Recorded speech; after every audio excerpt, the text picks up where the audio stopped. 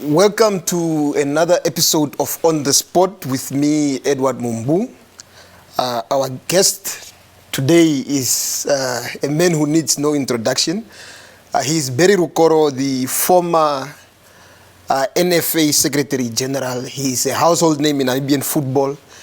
And he's also now officially venturing into a different sphere, the sphere of politics. We also just want to understand where this is all coming from. Mr. Rukoro, welcome to On the Spot. Thank you for having me here. Okay. Now that said, Mr. Rukoro, maybe before we start, just to lay the foundation of this discussion, maybe one of the things that really brought you in the public discourse once again were the remarks that you made about the support and that whole talk around Shoke Chula Chula. Perhaps what did you say and how were you misunderstood? Of course, let me start by saying I'm a fair person by nature.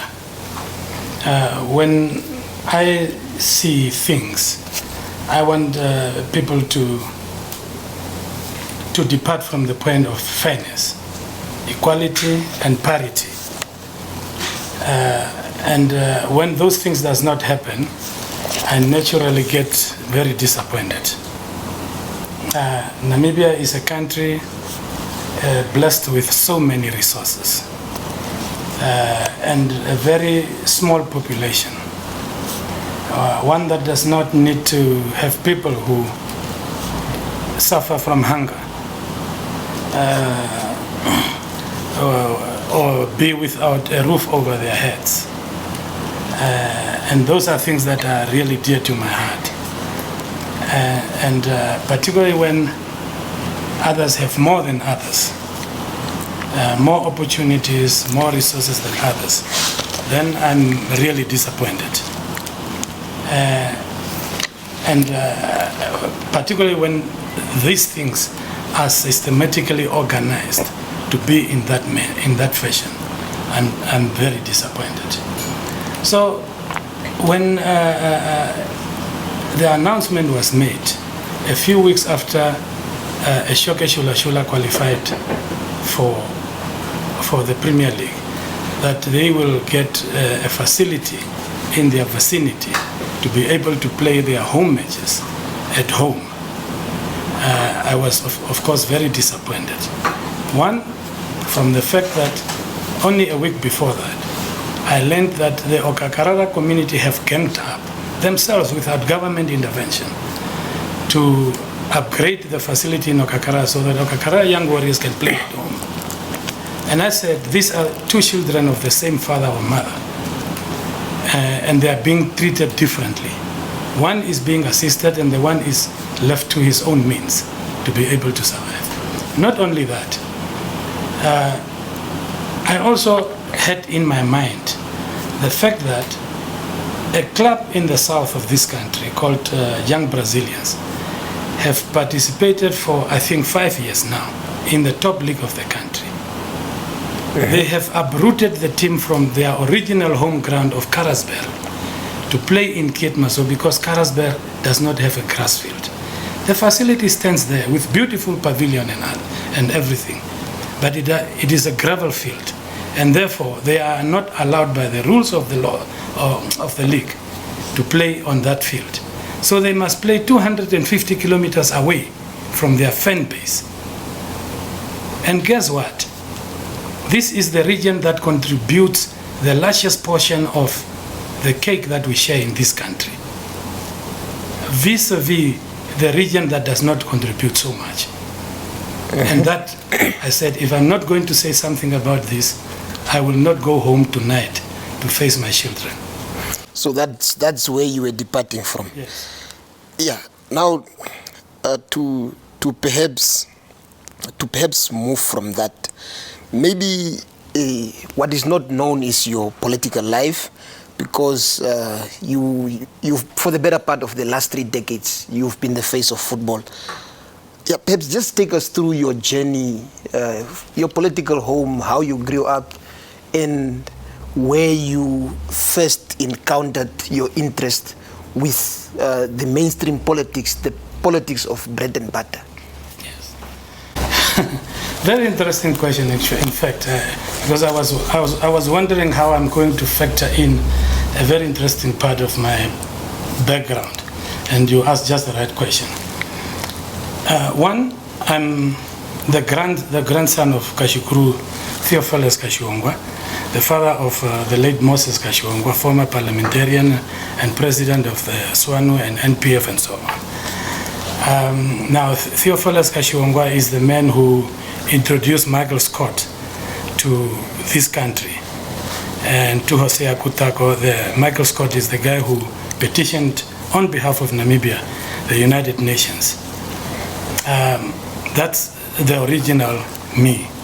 You know, I'm not even going into the historical background of the Rukoro clan and our role in putting up the Herero clan as it is today, our role in the formation of the original chief council in Oshibingo and so on. I'm not going there. But that's the political part. The historical political part, modern history. My grandfather, Kashikuru Kashiwangwa, was the driver to Jack Levinson of the Levinson Arcade in the city center. He drove Jack Levinson between Windhoek and Cape Town. That's where he met young Robert Mugabe, Hastings Kamuzu Banda, later president of Malawi, Setsi Retsekama. That's how Moses Kashiwangwa was sent to Botswana to school there. So, and through that connection with Seretsekama, Michael Scott was sent to Namibia to be introduced to Hosea Kutako and the history of the petition. That's our history. That's our fireplace history. So you are basically telling us that you were actually born by a political home into politics. Into politics. Yeah, you needed no introduction. Oh, yes, I don't need much adjustment from football to politics, because originally this is how I was brought up.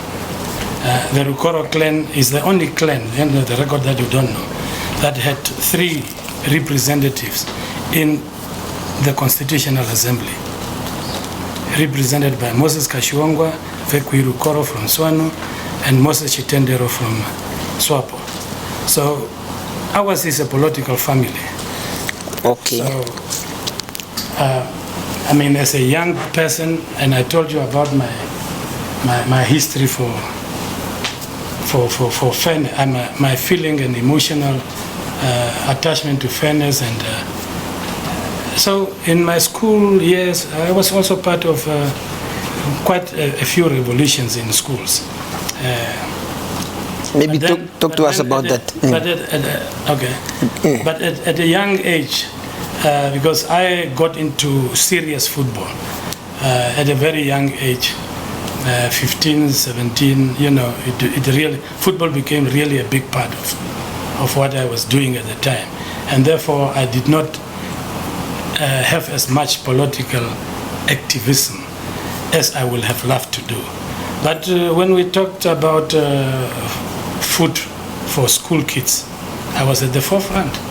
I was there demanding better food for everybody, more food for everybody, better accommodation, better schools, education, and I participated in almost everything that was happening in the political life of a school, for example. So I was not the most favorite person to be, you know, on the other side of the system. Okay, now when we spoke to you last month, during an interview with one of my colleagues, I think February, not last month, yeah. Time is flying by very fast.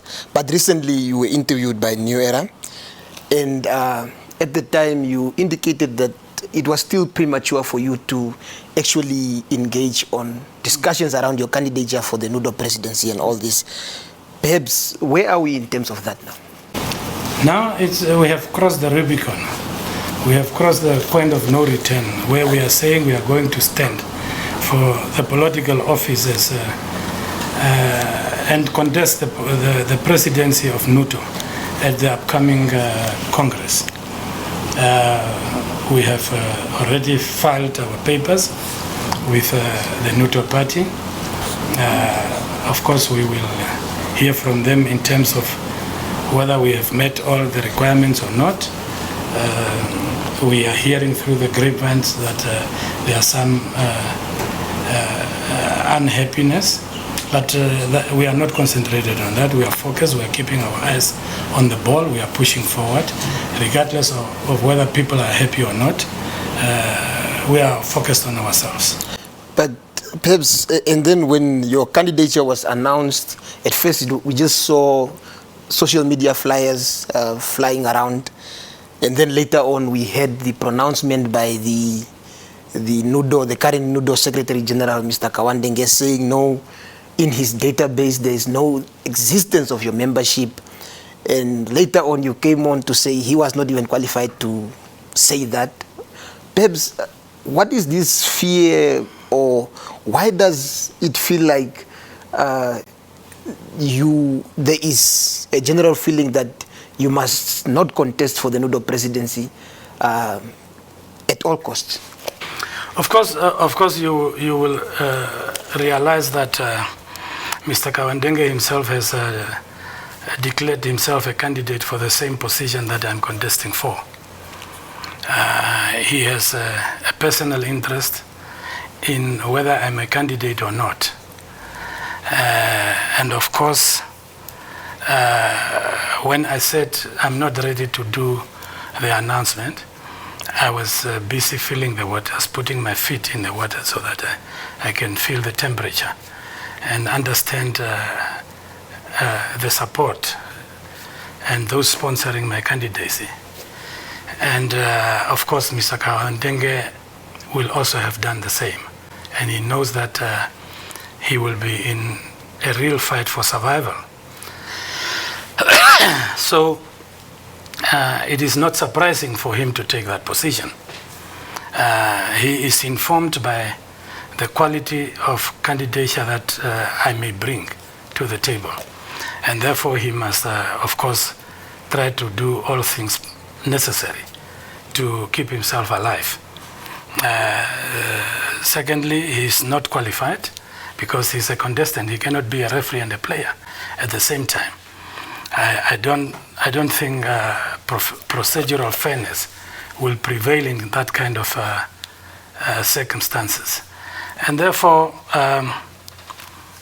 we will also from our side do everything in our power to make sure that he has nothing to do with the vetting process, and that fair vetting take place, and that whoever wants to participate is allowed to do so, provided they meet the good standing qualifications as provided in the Constitution. When that happens, our candidature will be, I think, found fit to participate in this process. Yeah, maybe just to follow up on your statement there, what is this candidacy or this candidature that you bring to the table as Barry Rukoro?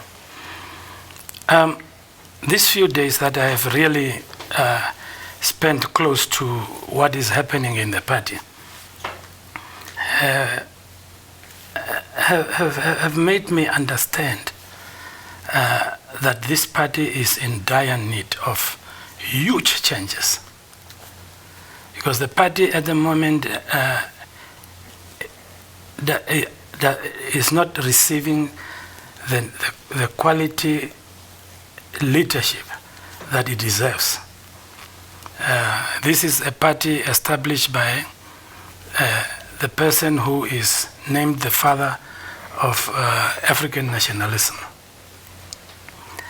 the late Jose Akutako. And what I have seen over the last few days does not deserve to be associated with his name. And I have seen a party that is in complete disarray. The quality of documents that are submitted to a National Executive Committee or a National Council meeting is completely below par, not even at the level of the Football Association. When the NFA has an executive committee meeting, the executive committee bundle, the book that the documents that goes to the executive committee, the quality is completely, light years ahead of what NUTO has now in 2024. Mm-hmm. The party has not considered a financial report in 5 years and continues to receive money from National Treasury. So the quality, if you look at the financial report, it looks like a love letter. On this day we received this amount of money. On this day we spent this money. And on this day, this is what we have left. It's a story. You are not reading an Excel document. So we want to go there and revamp these things and really get this organization up and running in terms of the quality that we must start to love ourselves as a party. I've been in Windhoek now for the last few days. The office has not been opened once. The head office of NUTO have not been opened in 4 days. It's closed. Last week the water was closed. There was no water. So the NEC meetings that took place last weekend, each of the meetings that took place last week started at least 2.5 hours late. 2.5 hours late. The other meeting did not end and had to go to the next day. The Sunday meeting lasted until about 11 o'clock in the evening. Sunday. And people had to drive back to Opua after that meeting. Okay. So these are the things that we must get right. In 5 years, I'm told that the only thing that NUTO owns is a laptop and 2 broken vehicles. So those are the things that we must get right. No property in all these years of its existence. Okay, now maybe before these are the things, Mr. Mumbuu, that we must change. People must start to love themselves and to appreciate themselves. Before we go out there and demand what is ours, we must get ourselves right. But how do you plan on changing that?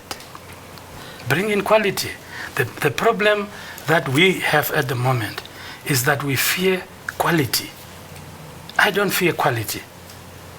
As a leader, I have learned that I must appoint people who will add to what I have. If you don't add to what I have, you are taking away from me. Do you understand what I'm saying? Mm-hmm.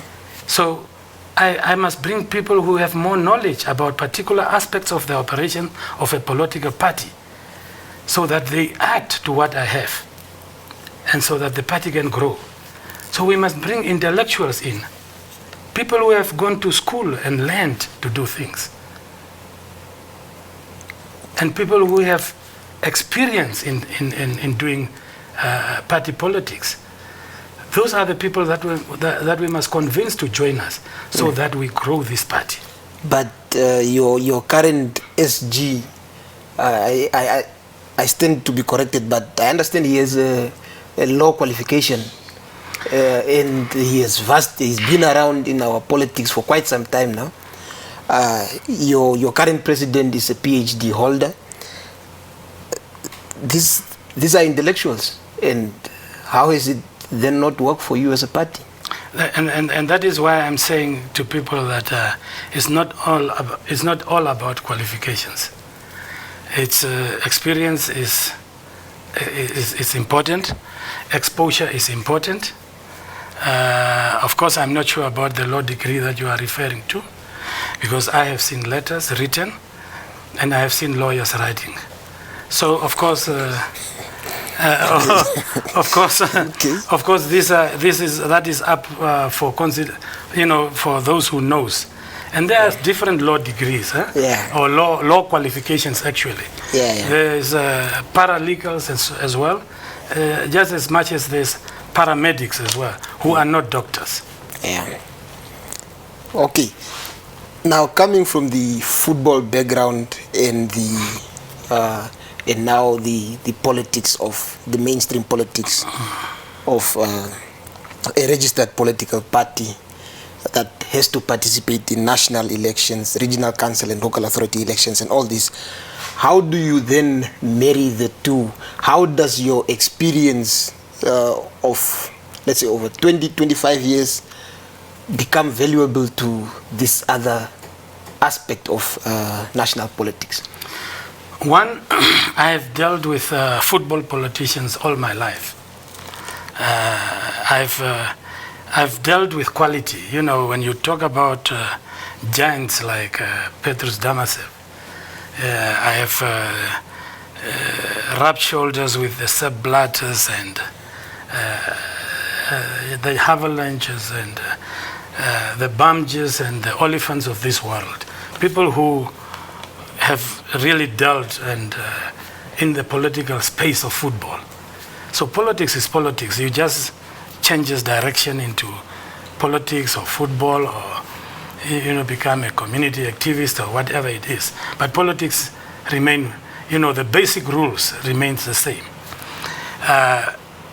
And I have served many of those people I've just mentioned. So I will be best placed to marry politics and the administration of an organization. And I think that is the strength that I want to bring to the Nuto Party in terms of how things should be done, from the processes that must take place before an executive meeting take place, and how those decisions taken at that level must be then executed and implemented. And I think that is the big thing, because I have spoken to people who left the Nuto executive meeting and the Nuto NC meeting over the weekend. Many of them are not even sure what decisions were taken. But isn't it then the Secretary General's position that you should be gunning for? No, I think I have grown out of becoming being supervised. I want to supervise. I want to move to the next level now of my life. At this late age of my life cycle, I'm ready to lead a whole organization, not only part thereof. I want other people to come in and do the errands, younger people with much more energy. You need a lot of energy and dynamic person to run the organization of a party that is going to be rebuilt right from scratch. At Nuto, there's nothing. There's not even a foundation stone. So we are going to do all these things. It's bricks and mortar stuff. So we must have people who can carry those bricks and mortar to the site. Your president was quoted in the media this week saying some of the presidential candidates are simply seeking or looking at the position of Nuto presidency as an employment opportunity. How do you look at this position? Maybe she was referring to you, or who is she referring to? Yeah. Well, very, very good. One, I don't need employment.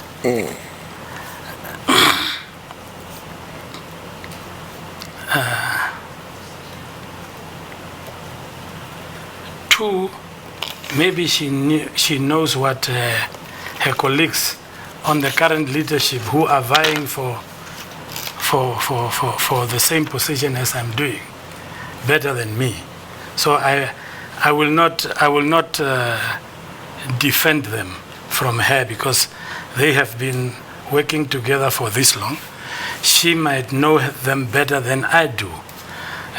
But I'm coming here for the sole purpose of inheriting an idle vehicle so that I can use that vehicle. to encourage other parliamentarians to start looking at politics as a vehicle, as a tool that must be used to bring fairness, parity, and equality to the Namibian nation. That discourse, that discussion is not in Parliament, particularly not from the Nuto part. We have been completely assimilated into a system that is adamant to keep pushing the button of dividing our people. And that is what we want to bring. We want to bring this discussion to the table and say that it is better if we share the Namibian cake, looking at it from a fair point of view. Yeah, maybe one of the intricate discussions in NUDO for the better part of the last 4 or 5 years has been the appointment of Dr. Munyangwe as Deputy Minister of Health. Some see this as a positive move, perhaps by the late President Dr. Gengop, to be inclusive and to bring others also just closer and part of the actual governance. Others see it as a way of silencing and compromising NUDO actually as a force in the national politics. Perhaps from where you stand as a member of the party, how have you analyzed this whole situation? You see, the biggest issue here, Eddie, is communication. Dr. Munyangwe accepted this position without the necessary communication and discussion having taken place within the party, so that the masses that voted her into the presidency of NUTO could come along with her decision. That did not take place. Now, all of us know what a wily old head Hage Geingob was.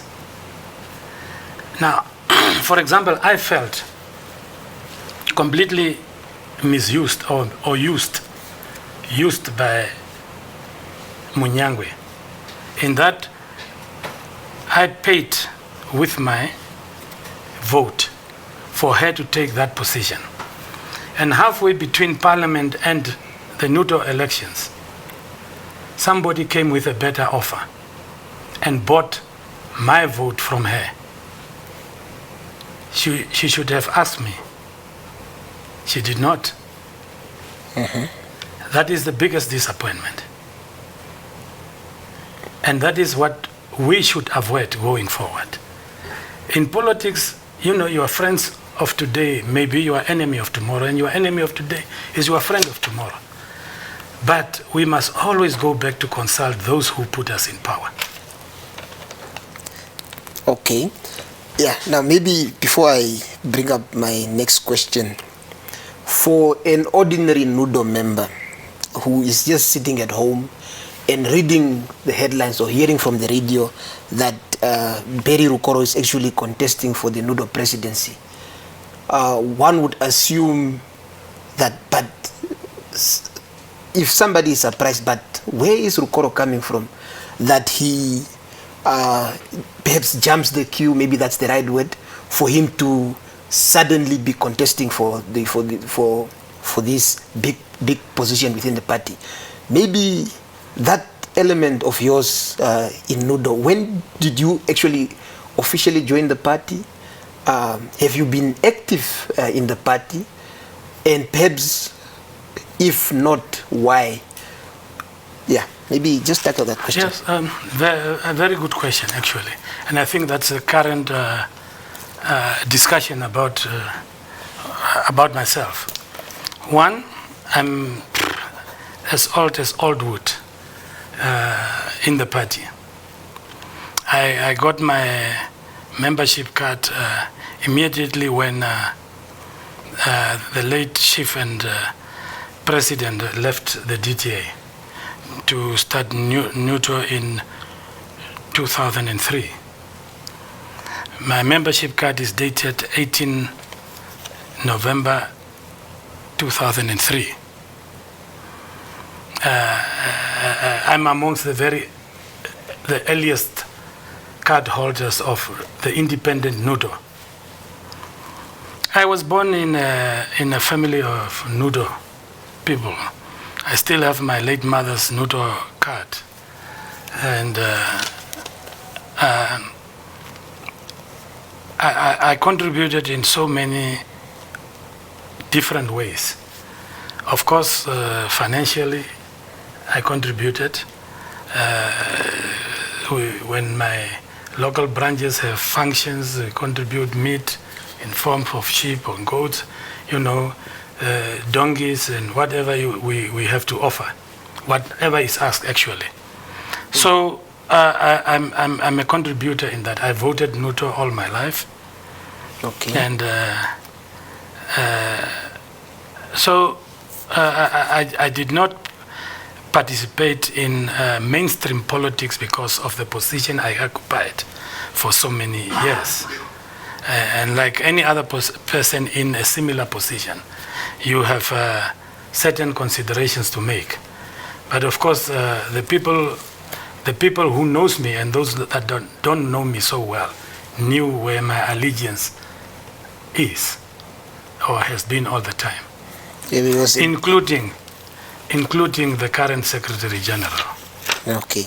Because he is one of the people who ask me for resources to do certain things at NUTO.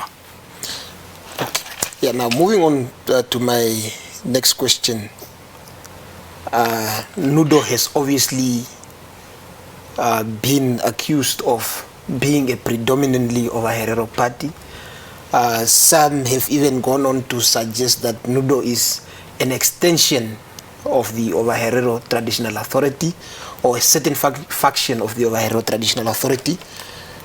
How do you respond to that, and if there indeed is that perception that sticks even on voting day, that one might not want to vote for NUTO merely because, not because of the ideals that you are proposing, but just because you are seen to be a Herero party? How do you convince any Namibian to join NUTO or to vote for NUTO?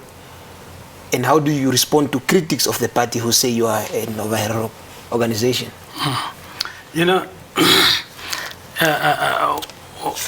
One thing that that upsets me so much about Namibians is that we are in denial of what apartheid has done to us, and that the effects of apartheid still persist to continue to exist in the fabric of the Namibian nation. It influences the way we think all the time. If we are not going to acknowledge the harm that apartheid did, we are not going to get out of this impasse. Why am I saying that?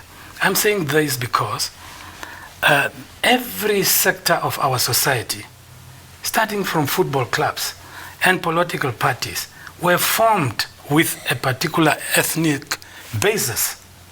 There is, African Stars have been a Herero team, Orlando Pirates a Damara team, Tigers and Ovambo team, all our life. The same thing, the same principle applies to the national politics.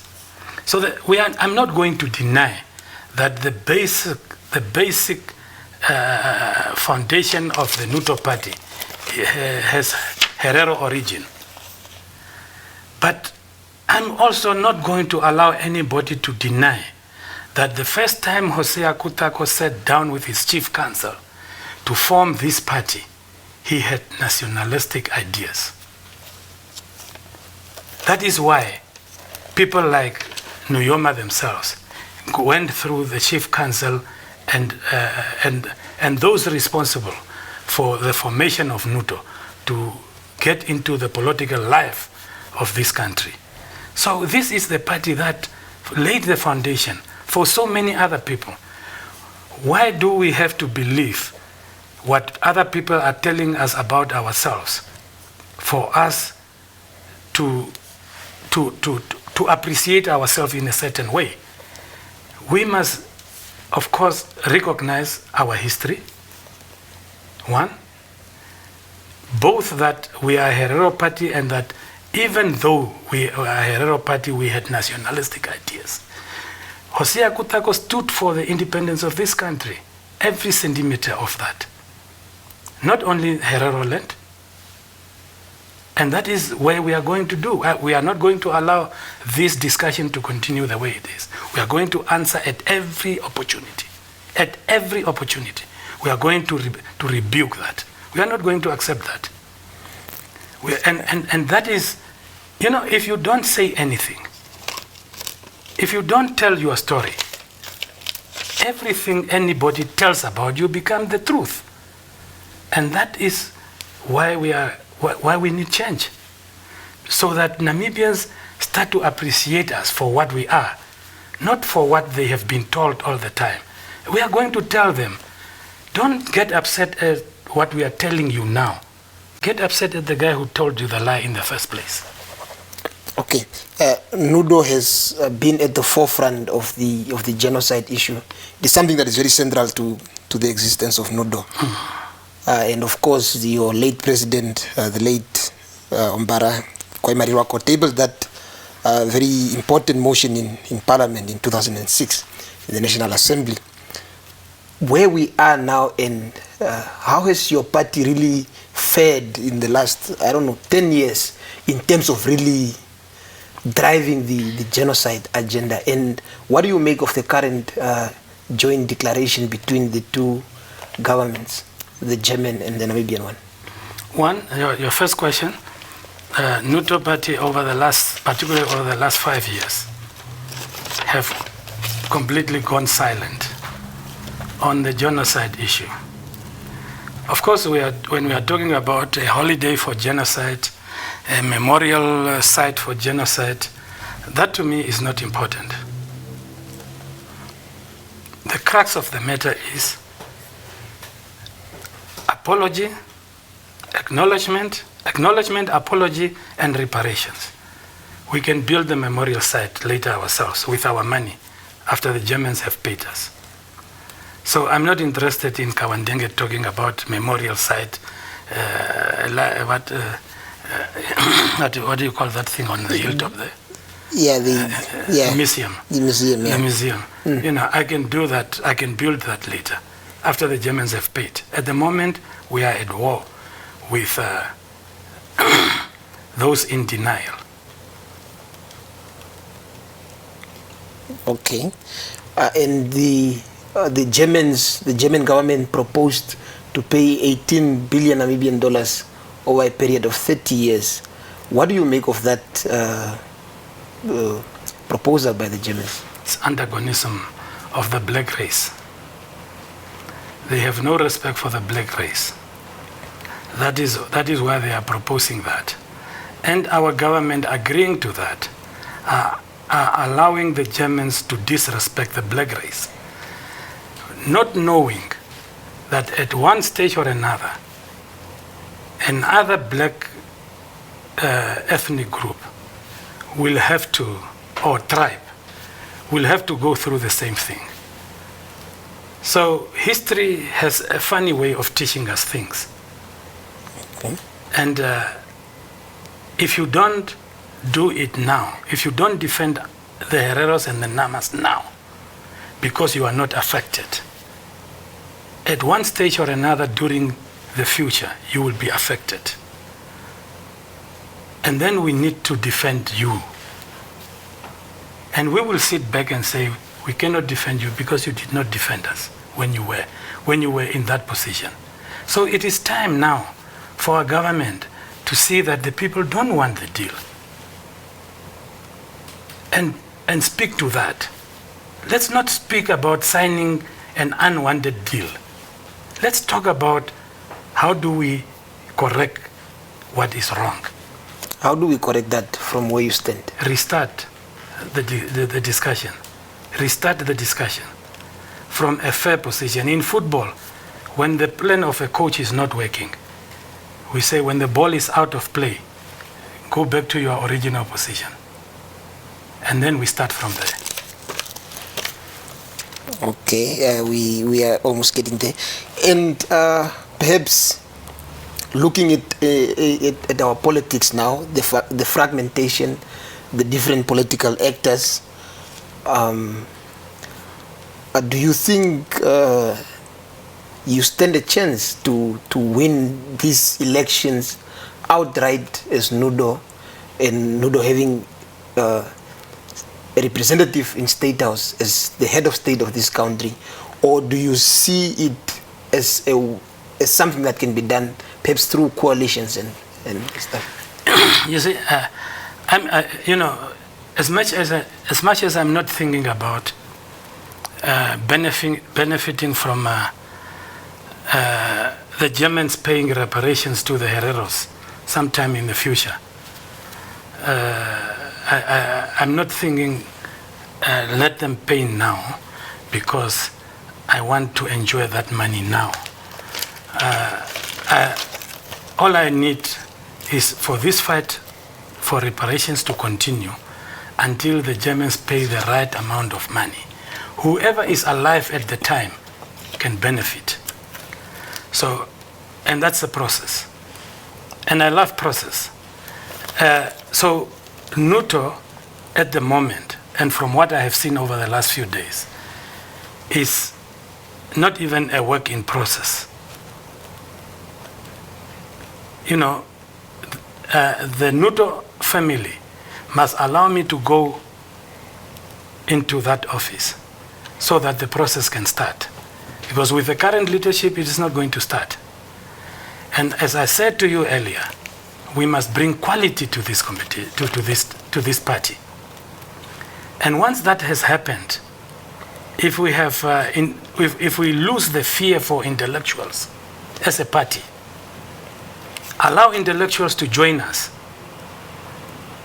the future looks very good.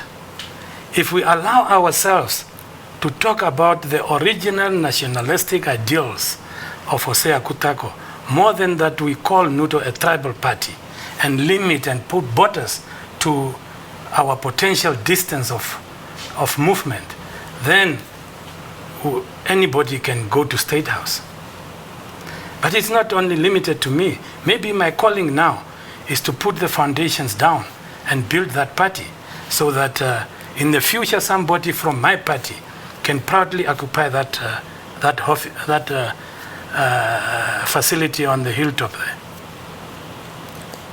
Yeah, so those who also criticize you as a former football administrator, perhaps credit or apportion blame for some of the shortcomings of at the NFA.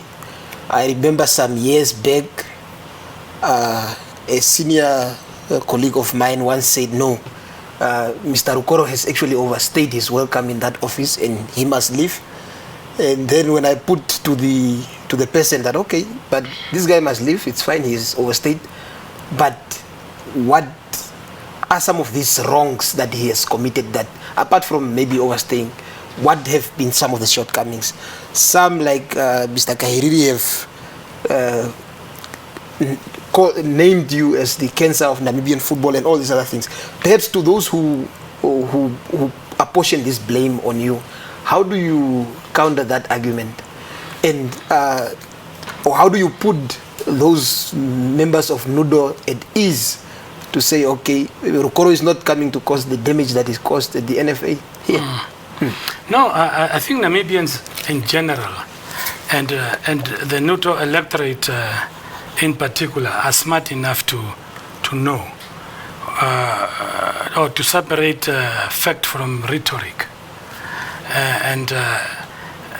Of course, there are people who are angry because I don't have the most loved face. People conclude that I'm arrogant, and therefore, not many people outrightly want to associate with me or love me. But my best friends now are people who hated me with a passion in the past. So it's mostly not about what I have done wrong. What has been in football is not about what I have done wrong, and that's why I'm wanted back. You understand, all the time. It's not the first time that I have been fired or suspended from football. I've been suspended before and brought back. You understand? I've been moved in the office and brought back. So,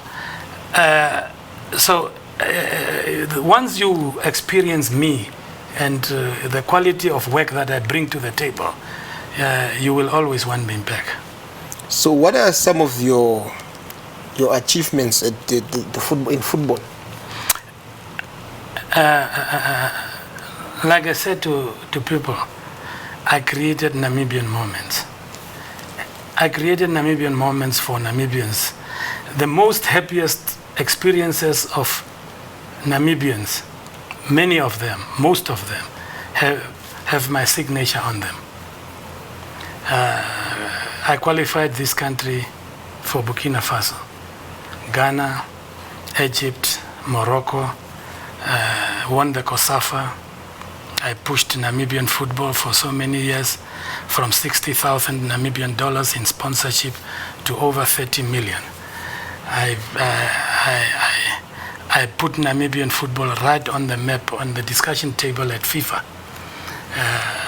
FIFA is like the United Nations of football.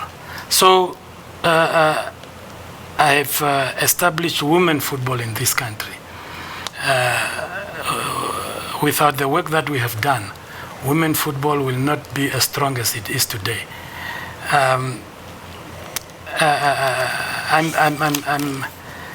I feel so proud that the people that I brought to football remains to be very important to football today. So I've done so many things in football that if you really go and do research, you will understand. And I appreciate that when people say, no, you must come back to football, they have gone to the office, they have gone to the files, they have seen the work that have been done there. And that is what I want to bring to Nudo. Of course, I'm not going to promise you that I will make every Nudo member happy. In the process of getting things right, you must break some and rebuild them completely from scratch. And in that process, people will be pained. But generally, overall, I think it will be one happy political family, one with a purpose, one that loves themselves and love their participation in the Namibian political space. Okay, now maybe my last question, because we are pressed for time, would be, what is your message to the about 500 Nudo delegates that are expected to converge later in June, if not next month, to decide the party's fate for the next 5 years, and perhaps generally the Namibian voters who are said to be staying at home and not exercising their democratic right? What is your message to the Namibian voters, not only limiting it to the ones that will decide Nudo's future? One, those who decide, because I want to take it step by step. Which is my camera? This. Yes. One, those that are coming to vote at the Nudo Congress on the 14th of July, I want to ask you to vote for me, because this party needs change now. Our party is in grave danger of cannibalizing itself. And therefore, we need to change. I believe, or rather, I know that I am the right person to bring about that change, to completely increase the quality of our work in the office, introduce work and working for the party as a religion within the party, make sure that we love ourselves once again, speak to our people all of the time, consult broadly, take the party back to its original, the principles that originally led to the formation of NUTO, to fight for our people and to eventually fight for the fair distribution of resources of this country, and to allow our people to really participate in the broader political life of this country, and do so proudly. So, and those who are not really coming to the Congress, I want to say we have a once-off opportunity to participate in the elections this year. And it starts with registering to vote. Everybody must go and register to vote. The old registration cards are not working anymore, so we must go and get our new cards and vote at these elections.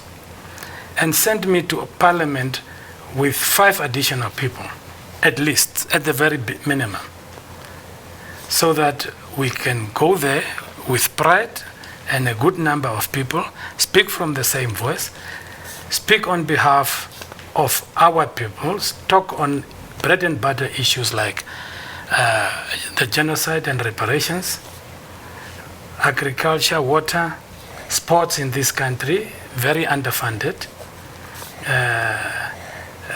We are going to push government seriously to invest in football, to induce professional football in this country.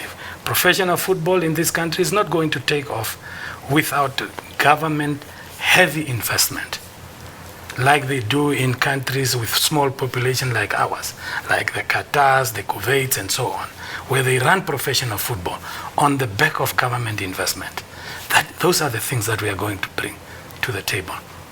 Mr. Rukoro, maybe lastly, why is it important for a Namibian with the right age out there at home? Why should they vote? Why is it important to vote? There's a saying that says, if you don't vote, you must be happy with the leadership you get. So other people will decide for you the kind of leadership you will get. So therefore, you have a responsibility towards yourself and your family to make sure that you get the right leadership and the people who will talk on behalf of you. If you think Barry Rukoro is the right person to talk for me at the very table where the bread and butter issues of this country is discussed, go to the ballot box and vote for me. Okay. And for NUTO. Yeah, maybe just on the back of that one, you remember when we started with the question about Shoge Chula Chula and your remarks at the time. One of the things that you were accused of was that you are a tribalist. Those are among the comments that were featuring predominantly. How do you respond to that remark? I always tell people, and the people who knows me knows these things. I always tell people that, when they put me together at the assembly plant, like they assemble a car, they forgot to put tribalism in. So I told you that I was born in Ochiwarongo, and early teenage years I left to Omaheke. I played for multi-tribal or ethnic clubs all my life. My best friends, the first 10 people I will call if I need $100, are not even Herero. Mm-hmm. So that is me. So I find it very difficult to defend myself when people are saying I'm tribalist without substantiating what they are saying. what they mean is tribalism. You understand? Well, I find that very, very difficult to defend myself. All I say is they forgot to put that in. I don't even understand what you're saying because it is not in my system. They forgot to put it in my body. Okay. Or perhaps is it one of those cards that people also play to deflect the discussion from the broader... I think you hit the nail on the head. Because when I talk about you sharing the cake, that you are used to eating alone, of course you will feel uncomfortable. I love listening to an interview about land. I'm sure you have seen it, where the white guy is asked, are you ready to share the land? And the guy answers and he says, no, I'm not. I don't want to share the land. I'm used to this size of land so that I can feed my family. But he's not thinking about the family that cannot feed itself. You know, you want to give 6 meals to your family, but there's a family in this country that does not even have 1 meal in 2 days. You understand? So the people who are accusing me of tribalism because I am saying share the cake more equitably, it's because he doesn't want to share the cake. So now how do you defend yourself against that guy? You let him. Because deep down when he goes to bed and sleep, he will think and he will say to himself, but he is right. It's true, I have too much. And he has nothing. Okay. Mr. Rukoro, thank you very much for your time. Thank you so much. And we can only wish you the best in all your endeavors, in your candidacy and all that. And we'll keep on with the engagement. Thank you so much. It was really a pleasure. It's a pleasure. I will happily come back. No, thank you. Thank you.